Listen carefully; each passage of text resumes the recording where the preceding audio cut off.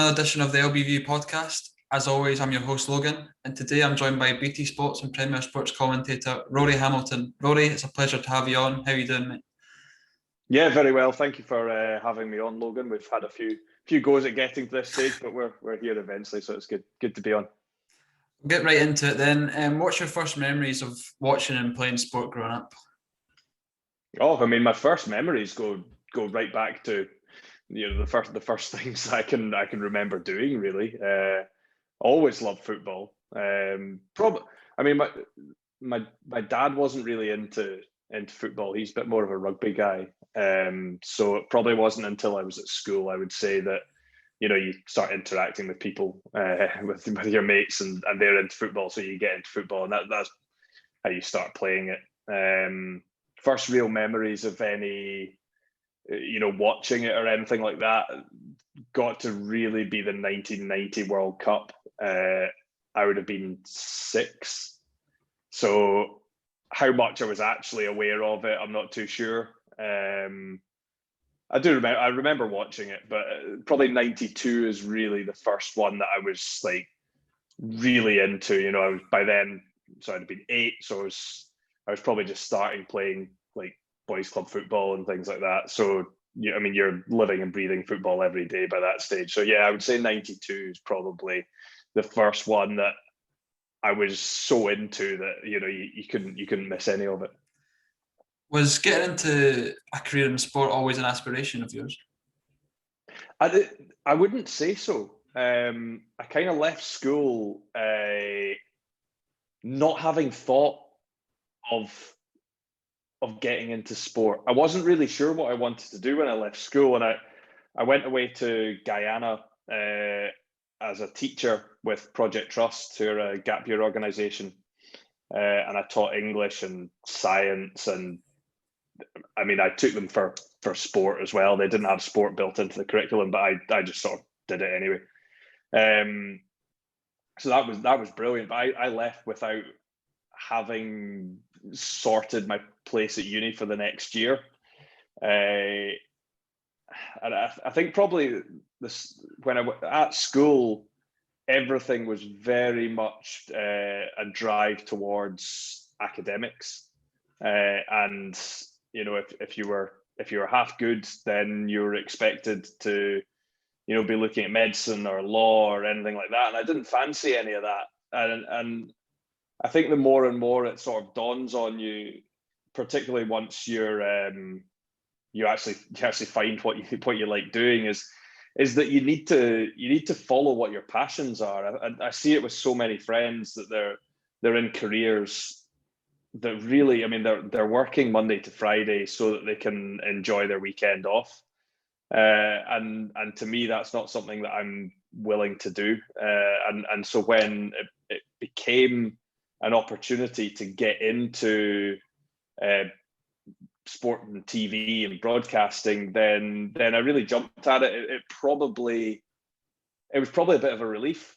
I did sports science at university, and that's much more of obviously a sort of scientific background behind sport. And I wonder if I'd gone down that route, I don't think I'd have been as fulfilled as I am now.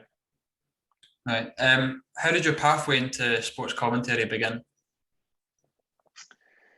So the very first one that I did was in my first job at Scotsport at STV, and they just sort of gave me a wee trial on the mic. It was at Easter Road, and there was a guy sent off before. He was a sub, and he got sent off, and it was all very confusing. But then I went down to Setanta, and that was really the sort of learning curve into more live sport. I mean, they had a contract for 60 live games a season. And that was really good, just getting on site. And I was like cutting up the replays that they were putting out live on air and things like that. It got you into the environment for what a live broadcast is like. And it was when I was down there that's when you realize that being a commentator is actually a job, and if you put yourself in the right places, then it can become attainable. Sadly, Setanta went bust, and and that put us all, on the hunt for jobs. And thankfully, a lot of the good people stayed in the industry. So I had a few contacts at Sky Sports, and they gave me a ring up. But I just went in and doing fairly basic things. But you're in a place where they can trust you because they know you've got a lot of experience in TV. So I essentially went in as an assistant producer, but then I just sort of slowly, elbowed my way into what I wanted to do. So they gave me opportunities as a reporter. I got a few gigs on Soccer Saturday and things like that. And then I was building up some commentary experience, doing more highlights and things like that. But eventually I hung about for long enough and kept asking the question enough times that that Sky sort of gave me a bit of a break and gave me an opportunity. They were looking for somebody else, particularly during cup weekends, when they would do double headers. So they'd have, a game at 12 o'clock and then a game at 2 o'clock, and they do the broadcast around that. So they needed a second guy to Ian Crocker. So that gave them somebody on the ground that knew Scottish football well, rather than bringing up somebody from England to do it. So that was, a great opportunity for me. So as soon as you started to commentate regularly, was it clear that it was something you wanted to pursue as a career? I think so. Yeah, it was a case of getting enough chances. And there's a few guys that I sort of, I wouldn't say mentor, but I'm good mates with a few of the younger commentators now, and there's so many more outlets for broadcasting. So I'm almost quite envious of the opportunities that come their way. And it wasn't quite so straightforward for me, but yeah, I think I always knew once I got a taste of it. I think I knew, once you give up on your dreams, that the scout isn't going to come down to the local park and spot you banging one in the top corner against your mates.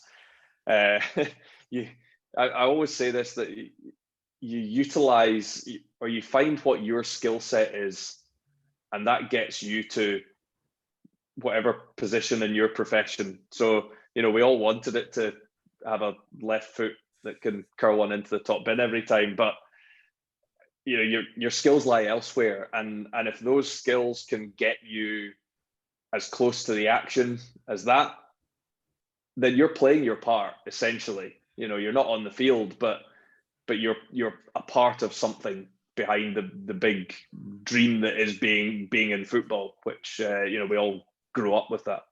That's exactly the same with me. As soon as I realised that I wasn't good enough to become a professional, I'd always wanted to work in sport. So this is why I've started this. So yeah, so that's good advice, actually, because I realised that I wasn't good enough, and then now I always want to be involved in sport. So yeah. Yeah, and hang on to that, because like I say, when I talk about friends and financial sector and things like that, and that's like, I couldn't sit behind a desk, Monday to Friday. It's so different, that the positions that you can get yourself into within sport, there are some great areas that you might end up enjoying more than being the one out there kicking the ball. So the more predominant sports that you've commentated on are football and rugby, but is there any other big sporting events over the years that you've really involved or really liked working on? It's a good question. I've done quite a lot of golf, which I like golf. I like all sports, to be honest, but I quite like following golf. I did quite a lot on the Challenge Tour, which was really good fun, because it's just quite a different event. But I did some work on the Ryder Cup when it was at Glen Eagles. That was pretty good. I did some cricket when there was like a World Cup qualifier tournament that was over in Edinburgh. Trying to think if there's anything outside of that. The summer that I joined BT Sport, I was actually lined up to do the World Games, which I think was going to be or we were going to commentate from Madrid, but it was maybe in Poland, I think. And some of the things that they had me lined up to commentate on, I was like, whoa! It was like water skiing and things like that. I was like, I'm going to need to do a lot of research. So it was with a bit of relief that it would have been good fun. Don't get me wrong. And I'd love to do something like an Olympics, just to really test yourself. Like I say, I enjoy a lot of sports,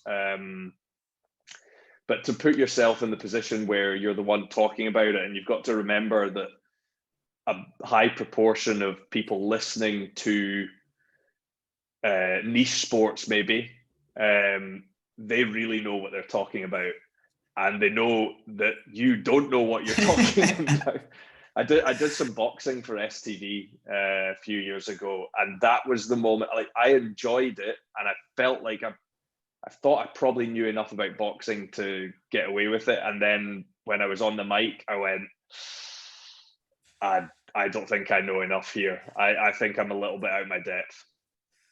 So, as for the preparation for a football game, how long does researching for a football game usually take, and what methods do you use to research? Yeah, I mean, I probably spend like a day and a half beforehand of actual just taking down notes. I do little cards. In fact, I've got some in front of me that who have we got here? Joe Newell. I do little cards for every player in the squad. So I mean, this is the current pile from the end of last season. That's probably just that was probably just like the cup final and a few others. So I do that for every single player, and then I start writing down all my stats on the game. It's very, very statty. You probably, I don't know, you maybe use 10% of it. But if you can get a gem in at the right time, then that's what all that's there for. But I think the prep is it's an ongoing thing. It's like it's every day.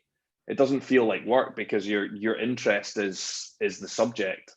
So you're across everything. I mean, the first websites that I check every morning are football related ones, see what's going on. My Twitter feed is just entirely full of football and rugby things.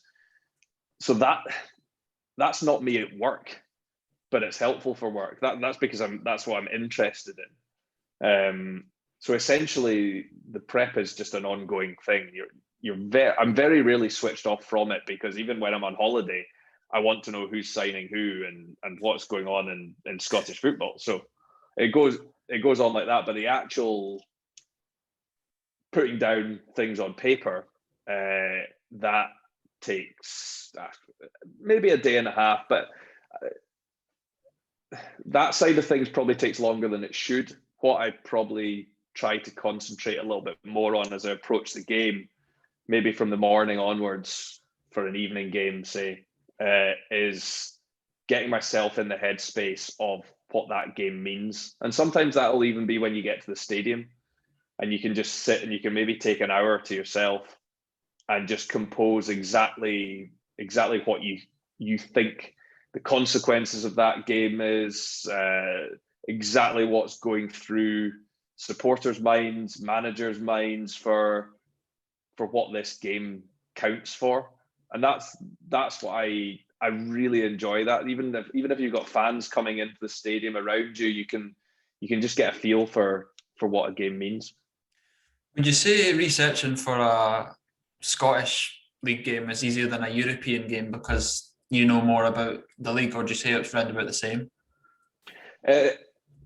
In those terms, it's easier because you know the players. I've probably written Joe Newell's card. I don't know how many times I did Hibs, but let's say like maybe about 15 times this season. So you almost get bored of writing the same things. But it's easier because you recognize how a player moves, you know what they look like, you know everything about them, really. So you almost don't need the cards. They're just there as a bit of reassurance. For European games, it's a little bit harder. But in fact, sorry, going back to the Scottish ones, the difficulty is finding something new and interesting because it's all been said or you've said it. For the European ones, I really like that research, being a little bit geeky behind it. I spend hours on YouTube, like finding out how, if it's let's say it's a Albanian team, and like going to Albanian TV to find out how you pronounce the names. And I actually really enjoy the sort of linguistics of that, of working out, because then it's always like when we're on holiday somewhere and we'll be going into a town, and my girlfriend will say, we're going to this place, and I'm like, I'll recognize a wee thing on one of the letters, and I'm like, I know there's a player that's got that, and yes, it's actually pronounced this way, sort of thing. So I like that because it's fresh. You're then you might not follow like the Czech league, but then you're like, okay, if I'm doing Slavia Prague against Rangers, or did Sparta against Celtic, you then go really in depth that week into what's happening in the Czech league, what are the main stories, things like that. So it gives you maybe more knowledge that you wouldn't naturally have, because I'm not checking it when I'm checking websites in the morning. I'm not checking what's happening in the Czech league. One rule that you just said is for a commentator is to get every player's name pronounced correctly. Has there ever been a player from a game that you've covered where you've just struggled to pronounce the name totally? I'm sure there is. I struggled with the Slavia Prague manager, actually, and I practiced it like all week. and even I think it was at the full-time whistle, and I said something about his team going forward. I can't remember his name now. And it didn't come out right, and I was like, I practiced that so hard. But I remember doing a Glasgow Warriors game, and there were two guys making their debut, and I spent the whole week just like practicing it, because and then the two of them came on as subs at the same time. I was doing the stadium announcing at Scotstoun. Right. And so I was like, well, I can get them individually. And then I saw them both appear. So they were like numbers 19 and 20. I went, oh no, they're both coming on at the same time. So you have to go, right, coming off is like, Rob Harley and Ryan Wilson. So that's no problem. Yeah. And coming on, and it was Sianuka Halanuka Nuka and Langi Langi Happy Akui. I was just like, there's a Brian Alenu essay as well, but when it was spelt, it looked nothing like that. So some of the rugby boys are really difficult. You get some of the South Sea Islanders that have just got, they've got names that are the length of the alphabet. So as you said, you've been working for the past few years with BT Sport and Premier Sports. What is it like working in a broadcast team with the likes of Chris Sutton, Ali McCoist and Stephen Craigan? Really good. I get on so well with all those guys. It is, you develop friendships with them. They're really easy to go in and just accept you. From the first day, I would say you're probably a little bit nervous, mainly with Chris, I would say, going to meet him, because he's a sort of more intimidating character. But he was great with me from day one, and I've been lucky to travel around Europe with Chris, because for mainly Celtic that I've covered with him. And Ali's what you see on air. He's exactly the same. I drove him down from Pataudry one day, and I was sort of thinking, I now feel pressured that I need to entertain Ali McCoist for 3 hours. And honestly, he didn't stop talking the whole way. It was fantastic, and just opening up with stories, and and Stephen as well. I've done Ross County with Stephen this season, which has been great, and we've been doing Scottish Football Extra, where the two of us just go out with all my cameras, and we talk about, we preview the games, but we're just doing like mountain biking or paddle boarding. So that's always my sort of remit, is to come up with something interesting for us to go and film, and that's been really good fun. So we've sort of built up a really good friendship with that, and good mates with Michael Stewart as well. He's right into his outdoors, so we get into the hills and things together. So it's a great group, but it goes beyond just what you see on screen. Daryl Curry I've known for years and years, but certainly and I would say particularly at BT Sport, that togetherness is really, really strong. There's a really good group. Grant Phillips put together the team, and it goes to the producers, the assistant producers, the camera crew. It's a really good atmosphere to work in. As you've said, you commentated all over the UK and in several places across Europe. What has been your favourite grounds or grounds to commentate in? Good question. To commentate in, I mean, because I love Scotland. I mean, there's so many Scottish grounds. If I was to pick a Scottish ground, one of my favourites, I think, for some reason, I always like Ayr United, Somerset Park. And for some reason, that's one that I kind of like the traditional ones. If there's a bit of terracing in there, that always makes me quite happy. I've got no affiliation to Ayrshire or Ayr United, but I always quite like their ground. Further afield for something a bit more interesting, it was pretty cool doing Zenit against Celtic, and they just built that stadium for the World Cup. Yeah. And I think at the time it was the most expensive football stadium in Europe. They'd spent $1 billion on it. So that was something else. The only disappointment of that was that their ultras were on a ban. Oh, right. So I mean, the atmosphere was good, but it wasn't as good as it could have been. Leipzig Stadium was cool. I really like that. It's built right inside the old stadium. So you've got this sort of old amphitheater all the way around the outside of the stadium, and then another one built right inside it, a modern one. So that was quite a cool one. I mean, I've been to so many as a fan as well. And one of the best ones that I've been to recently was a rugby game.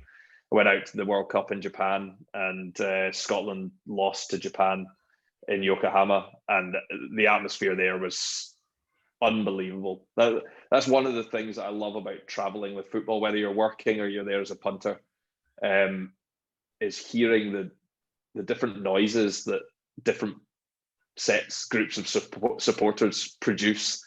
And yeah, that night in Yokohama was a noise I had never heard before. This will probably be a bit of a tricky one for you, but is there any of your favourite matches that you've commentated on that comes to mind when you think of games that you've covered? Yeah, I mean, I think it's always European games that stick out for me. There's something, and players talk about it as well. There's something about nighttime games. Craigs and Chris and Ali would always talk about it. It would bring out something else in them, and the atmosphere is different. It's louder. You've got the bright lights in your eyes. It's the same as going as a fan. There's a different feeling when it's a nighttime game.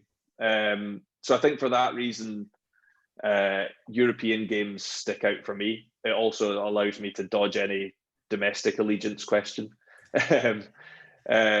So the big ones that I've done,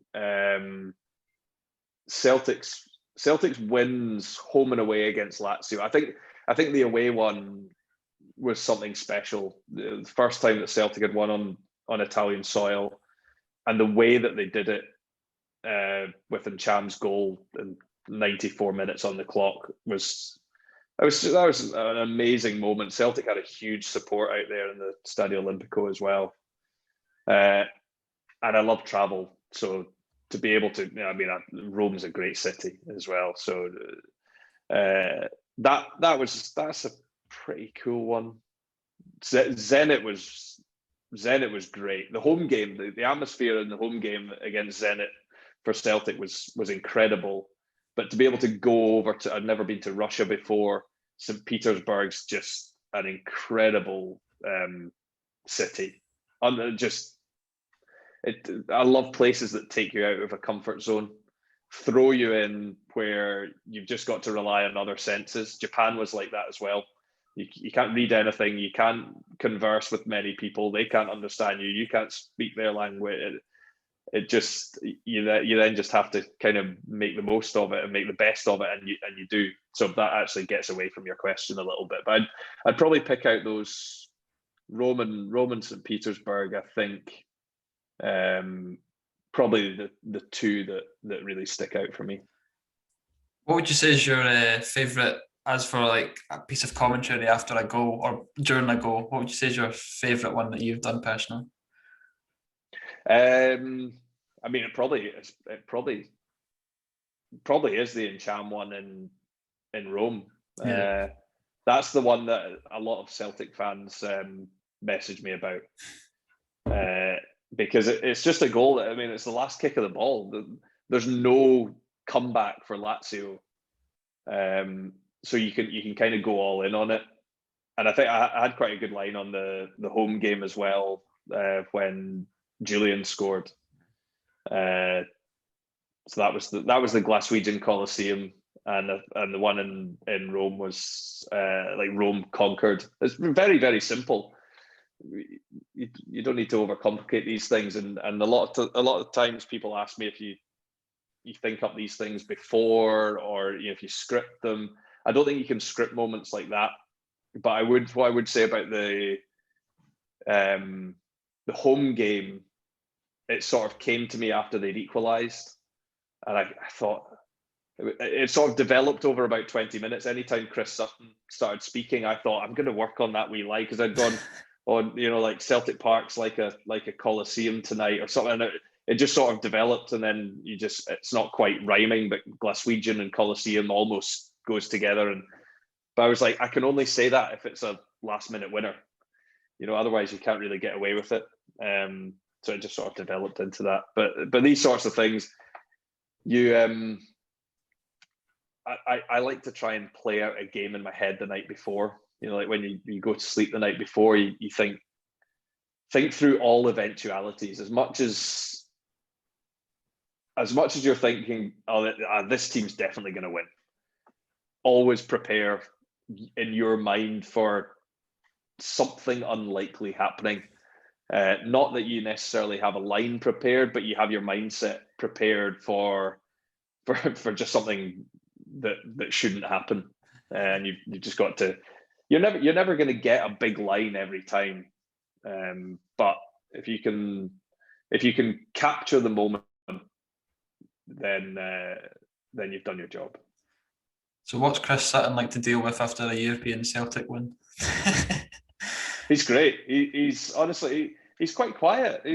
Usually we'll usually go for a meal the night before the game, and then we'll usually have a bite to eat at lunch. Just me and him would go for lunch before kickoff, and then it's maybe the night after the game he might pop out for a beer. But no, he's great. He's just a normal guy, as you kind of expect. Most people are. Yeah. He doesn't. There's no ego there or anything. He's easy to get on with. So last season, obviously the COVID-19 situation curtailed the previous season. So there was no fans in the stadiums this season. What was it like for you working in stadiums, or the big stadiums, with no fans? It's just bizarre. It feels like training games, and players have said that to me as well. That you really need to. It took me a while to probably find a level to commentate at, because I listened back to a few moments from earlier on in the season, and I said to myself, like, I don't sound excited enough, because you don't have the crowd to. That tells the moment. The moment the crowd go up, that's what you want to hear. Yeah. You don't necessarily need a commentator saying anything over that. but it also plays its part in getting me up for the game. And I sort of like, I don't sound excited enough for that moment. And then maybe sometimes you go too far, maybe because, and the problem with that is you're in an empty stadium. And a few people have said to me afterwards, I did Rangers St Mirren in the League Cup quarter final, and we were over the other side at the Smythe Stadium. And I came over and I saw one of my former colleagues, still a good friend, Rory Hamilton from Sky Sports News, and she said, "Oh, that was great. We got 90 minutes of your commentary." And I said, "Oh, I didn't know they were like playing the game on your screen." She was like, "No, we could hear every single word that you were saying." And you're going, that means that the managers can hear, the directors can hear, the players can hear, the referees can hear everything that you're saying, and that's quite a strange thing to get used to. But the sooner we get, obviously fans coming in for the Euros, but the sooner we get back to full stadiums, the better. Because I just don't like it. I struggle to watch 90 minutes of football actually, without a crowd. I just don't. I don't enjoy the spectacle of it so much. Do you think it has kind of ruined the big occasions and the big games like the cup finals and the Old Firms this season? Yeah, I mean, maybe there's not many St Johnstone fans would say that, but they were the greatest moment in their, or moments in their club history, and it's taken away from the fans' day, which is a real shame. And I think it probably does affect the game. I did the first Old Firm game at Celtic Park, and that was a game that it just seemed like it was a tactical battle. It didn't seem like there was any real passion from either sets of players, and it just felt so strange for a Celtic Rangers game to be like that. And Rangers had Celtic tactically, so I always felt when it got to a game like that they were going to win, and without crowds behind it, I don't know, it really took something away. It's funny, we're looking forward to the Euros at the moment, and as we always do with a major tournament, take aside the fact that Scotland are there, I wonder, when you look back over the years and you replay all these fantastic moments and goals, these iconic moments, I wonder if they're even going to do that for this summer. Because if you look behind a player that's celebrating or volleying one in the top corner, and in the background there's just seats, it sort of gives that impression that nobody was interested. Yeah. You need some of the great moments, or because I look at it from a TV perspective as well, and some of the great moments, almost the goal scorer can be out of focus, but you want to watch the reaction of the fans of that ball going in the net. It's about to happen, but seeing them and their reaction, their faces light up, their hands go up, but it definitely takes away something. So, as you said previously, you've been working for Ross County this season. How much did you enjoy working for the club? The club, I have no affinity to Ross County, and now I really do. They were so welcoming. It was the first phone call over the summer that I got, was from Roy McGregor, and I was, I don't know, midway into July, and really, or June maybe. No, start of July, and BT had just lost the contract. So you're really wondering, what's this? Am I going to have any work this season? What's happening? Roy McGregor was the first to call, and I thought, do I really want to do Ross County? That's a long drive every week. Is it high profile enough? That kind of thing. And then I thought, he really sold it. But at the same time, I thought, how many other chairmen in the league would phone you up? And ever since then, everyone at the club, every time you go in, if you go into the club shop, they're so friendly. It's it's maybe something that you'd expect from a Highland club, but they don't need to do it, and they're so accommodating. You know, if it's an evening game, they're straight on the phone. They say, do you want to stay in the guest house? And the guest house is run by the guy that runs the security operations in the stadium, so you get to know him. And when Stuart Kettlewell was there, they couldn't have been more welcoming. Everyone that you met, from John Hughes to Roy McGregor to the lady that brings you a tea, just brilliant football club. I'll tell you a bit about my experience this season. I've been working this season for Kelty Hearts. I've done a bit of my role was as just a social media volunteer, but because some of the commentators for the streams, they were working, I filled in on the commentary. So I've been doing like the Twitter updates and things like that for Kelty, and I feel privileged that they've allowed me to come in when fans aren't allowed to be at the games. Do you feel the same way? Yeah, oh, absolutely. You must have had an interesting season then with Yeah, Kelty Hearts. That must have been quite good fun. And I actually did an interview must have been last March or April, when Kelty and Brora should have had a playoff and didn't. Yeah. And so had Barry Ferguson on and Steve Mackay at Brora. So yeah, I was really hoping that one of them got the opportunity to come into the league. So congratulations with that. What was your question again? Do you feel privileged that yes, you're allowed in? Oh, very much so. Particularly at the beginning, when football had been cancelled from.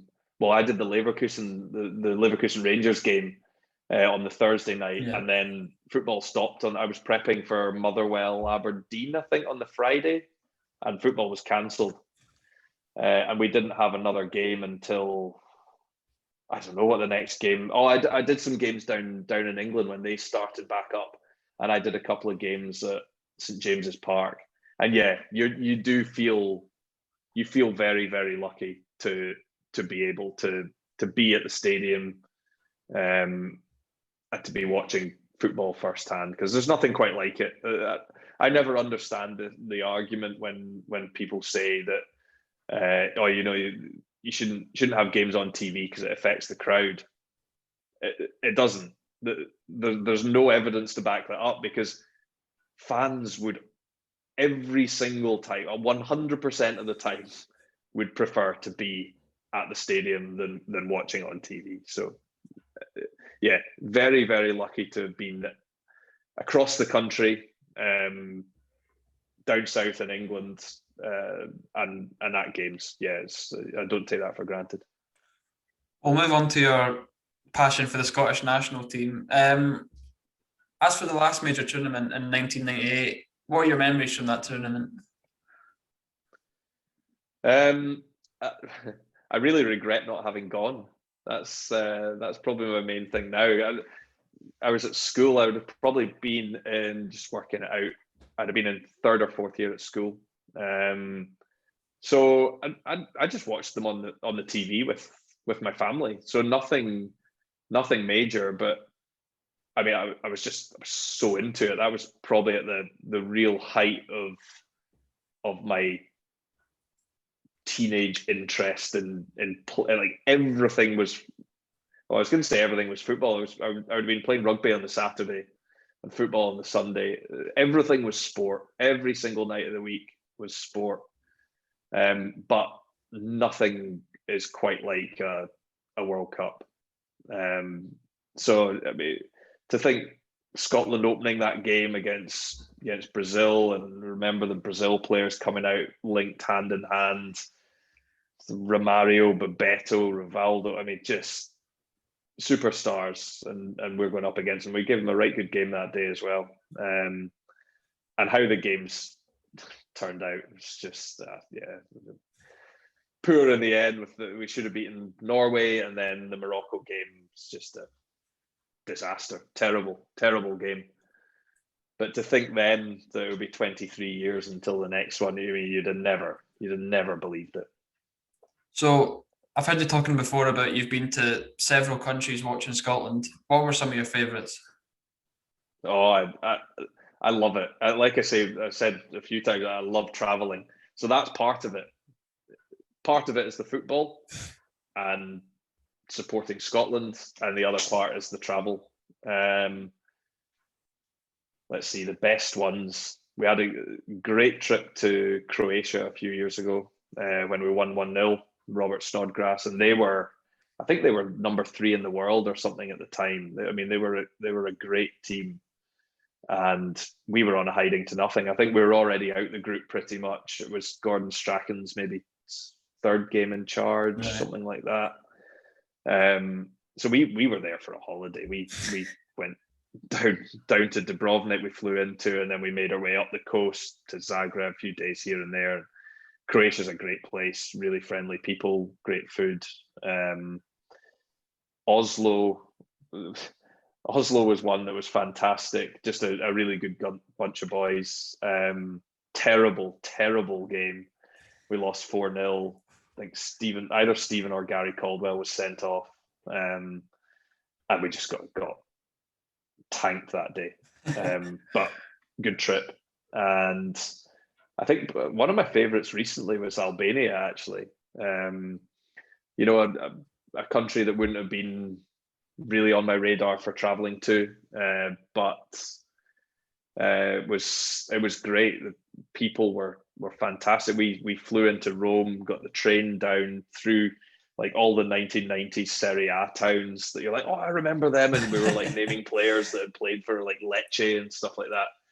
And then got the boat over to Albania, taxi up to the capital. Same taxi driver took us to the game that was like 4 hours away up at Lake Skoda. It was, and then we went over to the border into Montenegro, hired a car, and met a mate of mine that owns a vineyard out there, and stayed with him, had a meal, and flew back via Sweden. All this, it was just planes, trains, automobiles. It was ridiculous, but it was a great trip, and to a place where tourists don't tend to go. I like to get off the beaten track a little bit. It's great going to a place like Rome, but tourists go there all the time. Yeah. So Albania, I thought that was pretty cool. What would you say is your favourite moment supporting Scotland? Paris. James McFadden in Paris. I think probably almost everyone would say that. I think that was right at the beginning of my away travels. I think we'd been to, try to remember the order of the games. Lithuania was my first one. We won 2-0. And then I think the second one was Italy. We lost 2-0. Luca Toni got a double. And then we won in Paris, which, you know, against that French team was just ridiculous. So yeah, I think that's got to be the one. If I'd been in Serbia, that would have come close, but Paris was unbelievable. Would you ever like to commentate in a Scotland game, or do you just like to keep your passion for the national team out of your career? I got asked this a few months ago for the Euros, you know, whether I would want to, and I was very, very torn because if it was Scotland at a major tournament, you know, you feel like you've put in the hard yards, and you know, you've enjoyed so many times across the country, across the continent with your mates, and I was thinking, you know, I don't know if I would want to be there in a work capacity. I would just want to be there in the stand. But obviously with COVID, it's not quite the same. So I was offered the gig to do STV for the Euros. So I'm doing England, Scotland at Wembley and Scotland, Croatia at Hampden. So it became an easy decision. So I'm going with my mates to the Czech Republic game. But you know, we're not sitting beside each other. It's just, It's not the same. So the chance to do Scotland, England at Wembley, that's pretty huge. And then the Croatia game, hopefully there's something riding on it. I think with it also being a home, the group's a home group. Yeah. It takes away, I think, that let's say if the next Euros are in Germany, if the tournament was in Germany, I'd want to be out there for 2 weeks and traveling around. We did that before for the 2006 World Cup, and we took my old beaten up Fiesta that had about 100,000 miles on the clock, and we drove that out there and got the ferry over to Amsterdam and then down through Germany to all the way down to Munich, and then the car got impounded. It was a great trip, really, really good fun. So I think if that was to come up again, then I would probably take the fans' view, but you never know. As for Scotland going into the Euros on Monday, what are your predictions going into the tournament? I mean, I like our team. I think we've got as good a chance as we could have done over the last 23 years with any of the teams. I think the first game is probably the key, because I think it's our best chance of getting a win. I don't really like that being the first game though, because I can see us being a bit conservative and going, a point's a good start. But then you have to think, where are your other points coming from? Wembley will be tough, but you never know.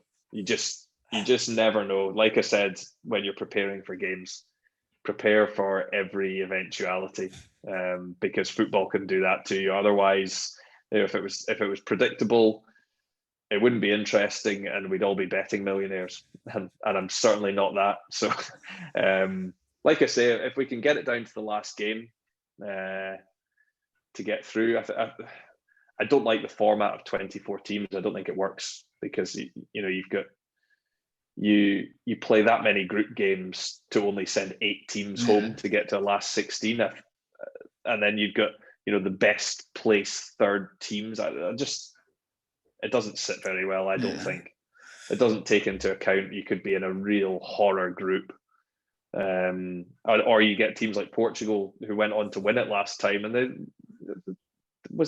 didn't win a game or something like that through 90 minutes or some ridiculous stat, and they weren't even scoring goals. So I think they got through their group by drawing the 3 group games, and it shouldn't really be possible. So we've made ourselves hard to beat, which it's something that we always had in the past, and something, probably the main thing that's been lacking in our teams in the last 20 years. And Steve Clarke's got that.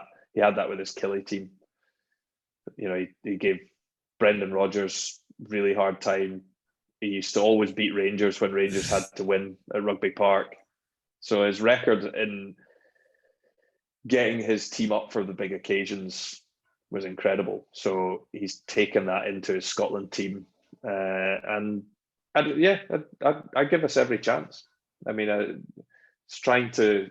I've got a holiday booked the week after, and then I was like, well, so if Scotland get through and it's on STV, then I won't be able to go on holiday. But then I was trying to work out the path, and so it's like, if they come third, then they'd face the group winners from this, and then I was going, well, why are you saying third? Why can't they finish second?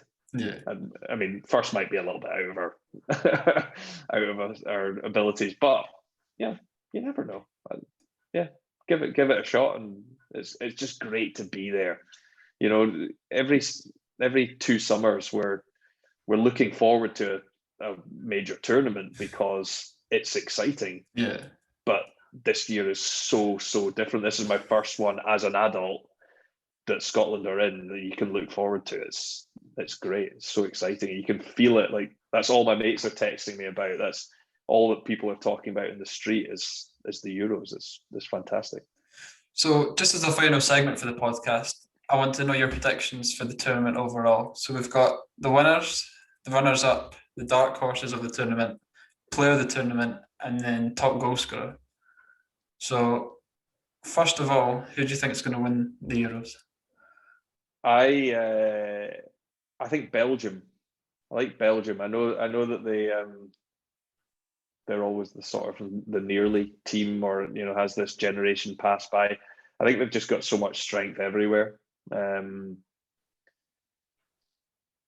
So yeah, go for Belgium for the winners. Runners up, I quite like the look of Italy under Mancini, and they've got this front three that looks pretty tidy. Yeah. So yeah, I could see them do well. I've not worked out the path of the tournament and think whether they might meet in the second round. Who knows? But they're probably the two that I think would stick out for me. But I mean, I think more than ever there's strong teams. Yeah. Like really strong teams. You know, people seem to be discounting like Germany and Spain. Even the Netherlands as well. Yeah. Portugal. Nobody's talking about Portugal. Yeah. Reigning champions. There's a lot of good teams in Europe at the moment, and then I think probably the two favourites are England and France. So you definitely wouldn't rule them out, either of them. So yeah. So I've plucked two from probably 8 that can maybe win it, 7 or 8, and that. I mean, how often do you go into a tournament where 7 or 8 teams you think could win it? Not very often. So, no. So what was next? Dark horses. The tricky one. I think it's going to be very difficult for a dark horse to emerge because there are so many good teams. Yeah. I've seen. To be honest, it's one where I've not really looked into it. I've heard a lot of people say Turkey. Yeah, I was about to say that. Yeah. As a dark horse. So I think even Denmark as well. Denmark have got a decent opportunity. That's a good shout. That's a good shout. Scandinavian teams always perform well. Yeah. They've got really good attitude. They seem to hold their nerve in the big moments. Let's go Scotland as our dark horse. Who would you say would be your player of the tournament for a prediction? A player of the tournament. I'll go De Bruyne because I've gone with Belgium to win it. So I think Kevin De Bruyne, he's got everything. He's outstanding. I think Phil Foden will be up there. He's one that I fear in the England team. I think Foden's outstanding. Did you see his haircut? I've not seen it. I've heard of it. I've heard about it. But it seems a little bit out of character. He seems quite like down to earth and just gets on with things. But obviously he's gone for a bit of the limelight this time. Top scorer, I'll go Lukaku. Keep it in the Belgian camp. Just love him. I think he's. I like a big, powerful number 9. I always liked, like Zlatan and Luca Toni, guys like that. Lewandowski, he could be top scorer. They're just these battering rams, but are incredible talents as well. Lukaku used to get slated in England for his first touch. He's got an immaculate first. His all-round game is outstanding. Yeah. If there's a ball in the box to be hit or to be headed, he's got his name all over it. So yeah, go with him. That's brilliant, Rory. Thank you for coming on tonight. Yeah, brilliant. It's good to chat to you, Logan. This has been the LB View podcast. Thank you for listening, and I'll see you in the next one. Cheers, guys.